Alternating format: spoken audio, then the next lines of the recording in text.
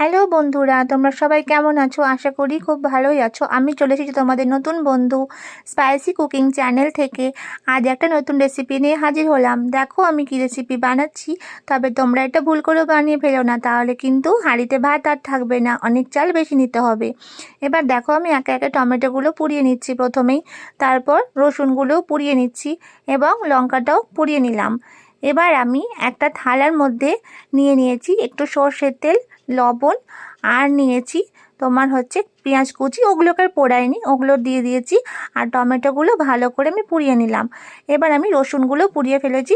সেই পোড়ানো রসুন আর টমেটো পোড়া আর বাকি সমস্ত ইনগ্রিডিয়েন্টসগুলো দিয়ে এবার আমি মেখে নিচ্ছি। আস্তে আস্তে মেখে নিচ্ছি, সমস্তগুলো মিশিয়ে মিশিয়ে নিলাম। এটা কিন্তু খেতে খুব সুন্দর হয় বন্ধুরা। তোমরা একবার শুকনো ভাতের সঙ্গে এটা মেখে খেয়ে দেখো, আশা করি খুব ভালো লাগবে। আমার তো ভীষণ ভালো লেগেছে। তোমাদের কেমন লাগছে তোমরা সেটা আমাকে অবশ্যই কমেন্ট করে জানিও।